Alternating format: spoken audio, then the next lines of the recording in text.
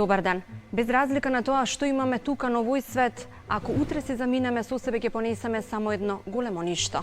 Затоа, ако ништо друго, да бидеме среќни додека сме присутни на овој свет. Да бидат среќни и исполнети сакаат и двете семејства кои денес одлучија да го стават своето срце на дланка. Сите вие кои што имате тежок животен проблем, а се уште се мислите дали да се пријавите, пријавете се. Ве охрабруваме да го направите тоа, затоа што само така може да ви се промени животот на подобро. Тоа можете да го сторите преку телефонскиот број 075 304 405 или пак на социјалните мрежи на емисијата Срце на дланка на Facebook, Instagram и Twitter. Винчо Ефремов од Пробиштип не пречека со солзи во очите. Тој освен за солзи вели во животот за друго нешто и не знае. Уште како многу мали децата како самохран татко ги оставил во дом за деца без родители.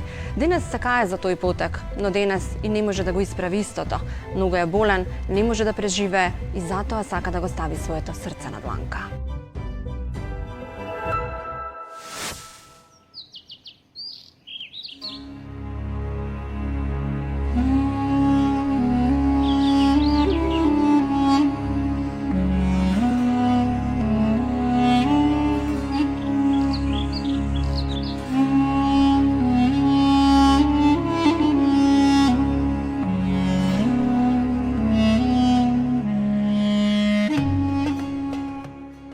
Винчо Ефремовски силата што ја стекнал како бивш рудар ќе му биде двигател сиот негов живот. Се жени и создава семејство. Му се раѓа ќерката Мартина и синот Виктор, но на нивна 6, односно 4 годишна возраст мајката ги остави и повеќе никогаш нема да сака да ги види. Винчо е принуден да ги остави во дом зашто не се чувствува сигурен сам да расне две деца кои постојано ја бараат својата мајка. Никогаш нема да го заборави денот кога ги одвоил од себе, но тогаш сметал дека тоа е вистинската одлука. Старата поговорка ќе рече: роди ме мајко со късмет, фрли ме на буниште, а таа истата ќе се покаже и како вистинска мисла во приказната на неговите деца. Па личноста која ќе ги земе под закрила, ќе им обезбеди живот за кој тие само би сонувале во родниот Пробиштип. Денес се реализирани луѓе со своји ставови и семејства, но Венчо е сам. Болестите го напаѓаат секојдневно, па тој денес нема ниту за лекови, ниту за храна. Затоа имаше потреба да го стави своето срце на дланка и да побара помош, но и да се извини на сите што им нанел болка и ненамерно ги повредил. Винчо Ефремовски од Пробиштип не можел како млад да издржи тензијата да ги чува собствените деца сам, па токму затоа ги остава во дом, а денес се жали поради тој потек, но жали и затоа што не може достоинствено да го живее својот живот, сиромашен и оставен сам на себе. Винчо пораснал во Пробиштип, имал скромен, помалку сиромашен живот во куќата на своите родители во која живее и денес. Се жени и целата енергија ја вложува во семејството. Му се раѓаат Мартина и Виктор. Целата радост на овој свет, но кога ќерката полни 6, а синот 4 години, мајката заминува и ги остава, оставајќи ги и децата сиот живот да патат по вистинска мајчина љубов. Затоа Венчо затечен и неподготвен одлучува да ги даде децата во дом за деца без родители. Тука ли си пораснат? Од тука си родом? Тука сум роден и тука растам. Ова е фамилиарен дом, куќа од твоите родители? Да, ама само останав, децата са ми во Скопје живеат и работат. Ти кога растеше, кога беше млад, тука се ожени, тука се оздаде фамилија во оваа куќа? Да. Изродивме 2 малолетни деца. Првата радост ми е ќерка, Мартина се вика. Второто дете ми е Викторче. Ги остави мајка и Викторче го остави на 4 годинки. Мартина ќерка ми ја остави на неполни 6 годинки. Они се 19 месеца разлика, па јас ги дадам под дом. Зошто ги остави мајка? Па ми искар деца, и си замина сега во Каменица, вика да се врати, ама не, јас се исклучувам, не сакам ни да контактирам со нејзе. Децата ги остави со тебе сам? Ги нема уште видено, плюс тоа не е ни проблем. Никогаш не ги видела? Не. И јас се грижев за нив, све за болната ми мајка покојна. И дечињата сега Господ здравје и на вас да ќе ви дава, и долг живот на Елена Лука, на сите добри хумани луѓе, многу ми помогна Господја Елена кој ви. Она ми ги... Тоа се случи, децата не можеш ли сам да ги чуваш со помош на мајка? Не може, се, пошто малечки ми ги остави, не можеш мајчинска љубов да ги дадам. Они тугуваа по мајка луѓе. И затоа ги дадов во 11 октомври домот. Не можеш ли да собереш храброст да ги исчуваш? Збирав, се уште сум храбар, Ама децата не откажувам од нив и они не откажуваат од мене. Они ме сакаат. Јас идам, контактирам со нив и они се слушаме телефонски, комуницираме. Пошто татко ми беше инвалид, ја растев, ама не бе во дом. Ја морав да ги давам, пошто мали ми ги остави мајка и што ми ги роди. А не фала и благодарам крај крајава што ми родите дечиња. Голема и благодарност. Па сега си расна, они си порасна. Си има свој живот. Ме сакаат, децата ме поштуваат. Внучето те вика ли дедо? Да, со помал 4 годинки Еленчето. Да биде жива и здрава, голема да расте. И кој нема да им дава Господи расни фамилијата и лозот ави. Никогаш не се прежени? Па нешто ќе се женам. Што ќе се женам? Живи и здрави со Господ напред. И можеби ниту најтешкиот рударски ден не може да се спореди со денот во животот на овој тажен човек, кога тој ќе одлучи да ги предаде Мартина и Виктор во домот за деца без родители 11 октомври. Иако животот знае да биде непредвидлив, па на нив им се насмевнува среќата, затоа тие денес не ја осудуваат постапката на нивниот татко. Како беше тој ден кога ги однесе во дом? Па многу тажно. И не можам тој ден никогаш да заборавам, ама децата си расна, си порасна сега и одима напред. Плачеа ли тие кога ги остави? Па до 2 месеца не ми дозволува, пошто плачеа, да ги посетувам и да ги видам за да не плачат за дома. И после кога оди до 2 месеца на посета, ги изгучкам и со децата и ден денеска се живееме. Не ти се лутат што ги остави толку мали? Не ми се лутат да викна.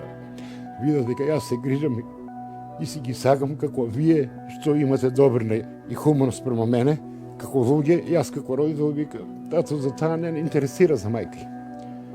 Не треба, ќерка ми ја бараше, ама дигне раце. И вика, сега сум вика јас мајка, она па чува, па уште па подобра е мајка. Пошто не е чувана од мајка, нема родителска љубов од мајка, повеќе се ја чува Елена малата. Што се случи? Ете, да може да го вратиш времето, би ги оставил ли повторно во дом децата? Луѓе, јас не сум растел во дом, иако татко ми беше мој покојни Но твоите инвалид. деца, да можеш да го вратиш времето, дали би го направил истиот потек? Јас не би го направил, ама не може да дадам родинска љубов од мајка. Они мајка за мајка бара, а инаку се ги сакам деца. Животот е тркало, велат, вие ги чувате кога сте возрастни тие деца, но кога вие стареете, децата ги чуваат родителите и се грижат за нив. Грижат се, ама малку се оддалечени, се извинувам што ја прекинам. А се грижат, ме сакаат. Пошто крвта вода не е биба, не може не да биде луѓе. Ти си сепак и покрај тоа што ги остави своите деца, гор татко на... Морам да мерам гор. Извини што ја прекинувам, Господи Оле. Они се ми радост, иднина. Они ме враќаат во живот, добри луѓе. Кој им помогна најмногу на нив? Како израсна во добри луѓе кога не беа воспитувани од вас? Социализирани, воспитувани од домот, од баба и мајка ми покојна Петкана, Бог да ја прости. Од сестра ми од Загреб, од сите роднини најмили и најблиски. И од добри и од хумани луѓе. И деца се многу паметни, не да ги фала. Како вас, луѓе, како слагани, како вас. Ги посетуваше ли Културни, често? интелигентни, паметни. Често и одев и на посети со согласност со Центар за социјална работа, онака не пушта.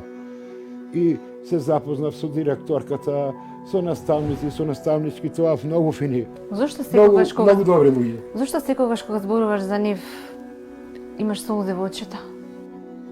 Тако сум по природа, жалостив сум луѓе.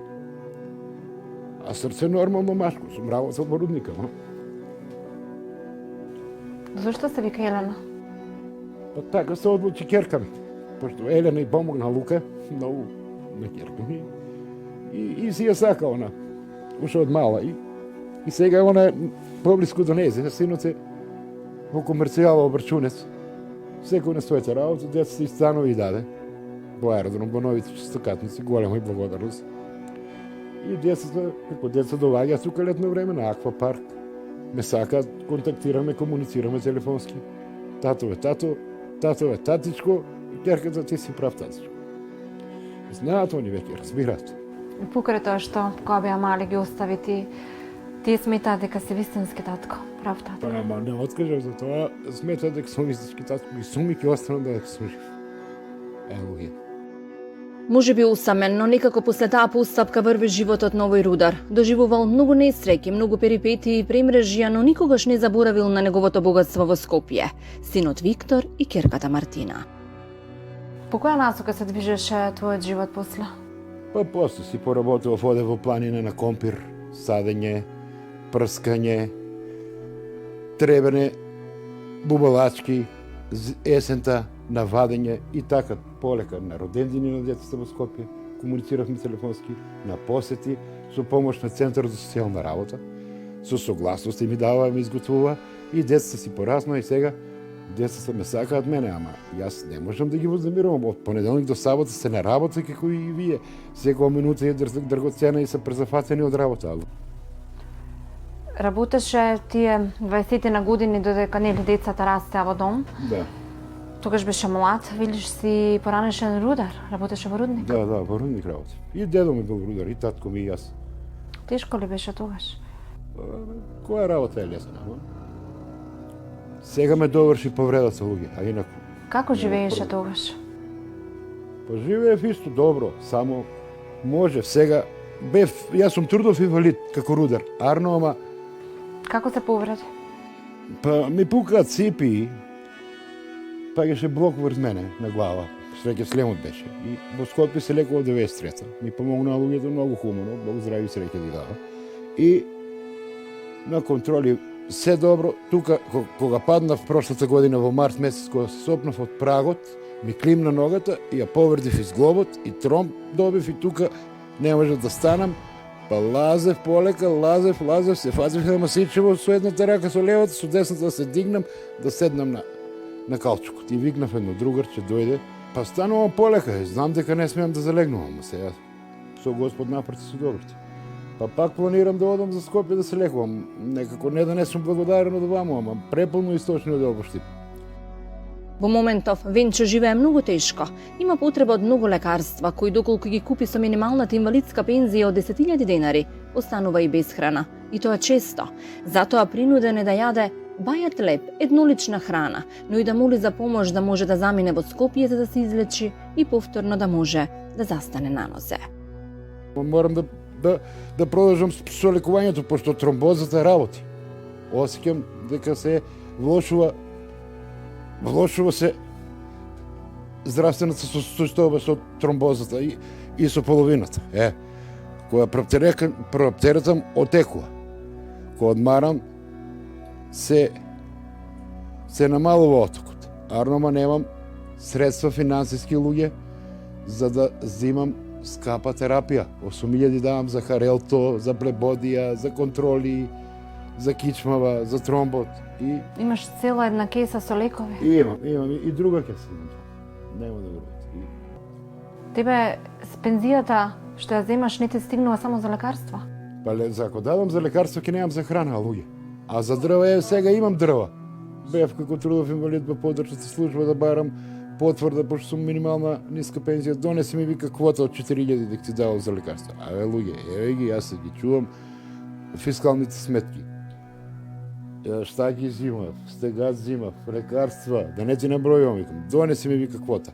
И покаре ова пандемијата не пуштаат. Натер нема со кој да се разбераме, да се како васки се разбери. Тромот сака мирување. Ваму кичмата па боли. Тука ни е силата на сите луѓе на нас мажио. Арнома ќе се поимам полека, ќе се загреам, за да можам да ги обавам.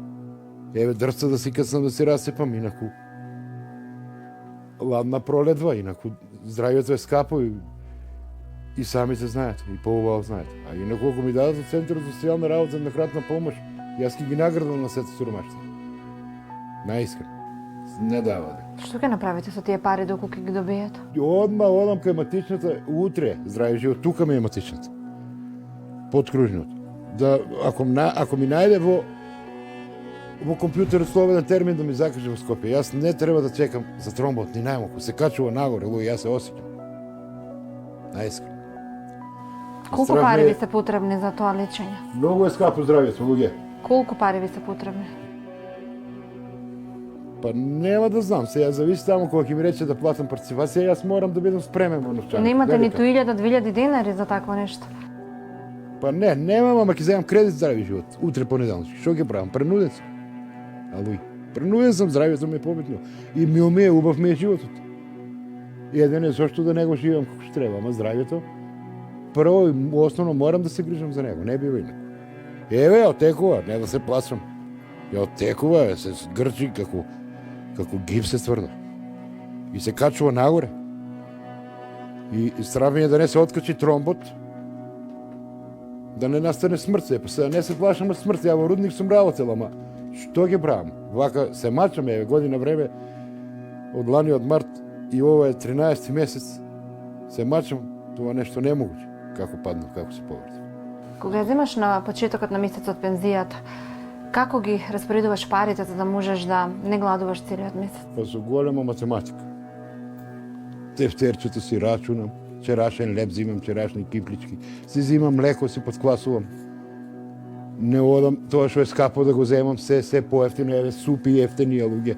Ке си направам софиденце, кога си гравче сварам, кога компири нешто. И така, пошто јас во војска бев кувар. И така да ми оди тоа. И татко ми беше кувар едно време. Како се замислуваш за 1, 2, 3 години во иднина? Имаш ли некакви визии, желби во живота? Имам вези, планови имам. Се пишав и во Софија и бугарски пасош ми излезем, ме доврше повредата инаку. За тие деца морам да работам да се реновирам куќичката. Арно, ама ако оздравам, ако не живи здрави, со пензиичката ќе се крепам и со добри луѓе како вас и хумани. И јас нормално ќе бидам добар и сум хуманиста, од срце нема што од тука, него. Но ти зимаш 10.000 Ете малку ми е валидската пенсија, 10.600. Тие не стигнуваат за сметки и храна, а велиш реновирање на куќава. Таа не можеш ниту да ја одржуваш во ваква Па состојба. за да знаат децата да не се заборават куќата, утре ако не ја продадам, на нив ова ќе остане, нема јас да го однесам на оној свет, како никој што не е однал. Не ли е така, луѓе? Облека имам гардероба, те сега ќе пуштам перална, пак ќе се исперам, ќе пружам на жица по полеко. Сам пружаш. Па сам пружам, Тога си купив кога продадов нивата за лекување, нова перална, ново телевизор, че викам малку од малку.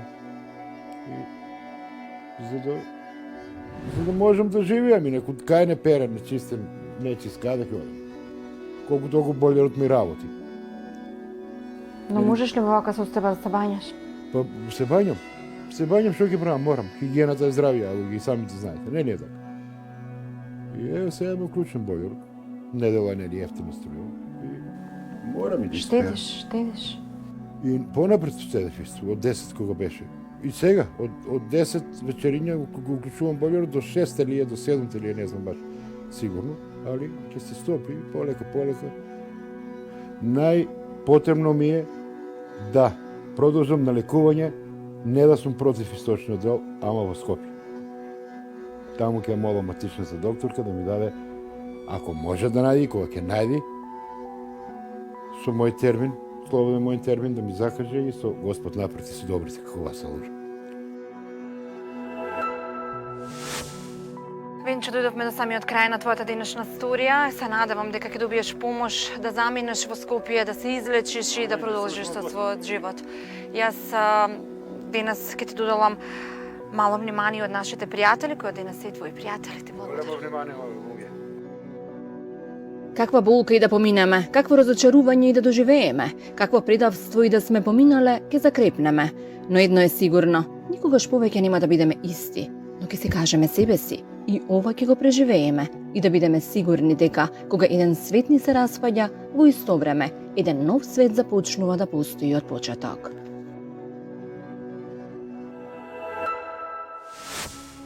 Венчо Ефремовски силата што ја стекнал како бивш рудар ќе му биде двигател сиот негов живот. Се жени и создава семејство. Му се раѓа ќерката Мартина и синот Виктор, но на нивна 6, односно 4 годишна возраст мајката ги остави и повеќе никогаш нема да сака да ги види. Венчо е принуден да ги остави во дом зашто не се чувствува сигурен сам да расне 2 деца кои постојано ја бараат својата мајка. Никогаш нема да го заборави денот кога ги одвоил од себе, но тогаш сметал дека тоа е вистинската одлука. Старата поговорка ке рече роди ме мајко со късмет, фрли ме на буниште, а таа истата ќе се покаже и како вистинска мисла во приказната на неговите деца. Па личноста која ќе ги земе под закрила, ќе им обезбеди живот за кој тие само би сонувале во родниот пробиштип. Денес се реализирани луѓе со своји ставови и семејства, но Венчо е сам. Болестите го напаѓаат секојдневно, па тој денес нема ниту за лекови, ниту за храна. Затоа имаше потреба да го стави своето срце на дланка и да побара помош, но и да се извини на сите што им нанел болка и ненамерно ги повредил.